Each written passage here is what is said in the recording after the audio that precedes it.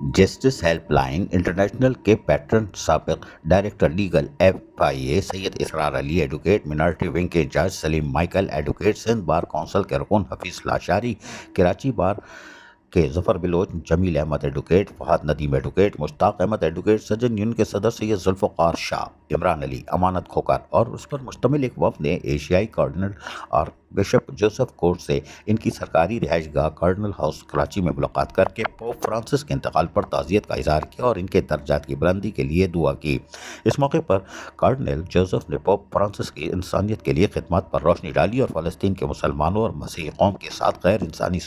Secular سازشوں کی مذمت کی اور معصوم بچوں کے ساتھ زیادتیوں کو بھی اجاگر کیا۔ اس موقع پر وفد نے ان کے پوپ کی حیثیت سے تعیناتی کے لیے نیک خواہشات کا اظہار کیا اور کہا کہ اگر cardinal archbishop Joseph Coutts کا انتخاب پوپ کی حیثیت سے ہو جاتا تو یہ تو پاکستان کے لیے ایک اعزاز ہوگا۔ انہوں نے cardinal archbishop Joseph Coutts کو حکومت پاکستان کی جانب سے صدارتی تمغہ امتیاز ملنے پر بھی مبارکباد دی۔ عزیز عارف، KBS بلدیاتی نیوز، کراچی۔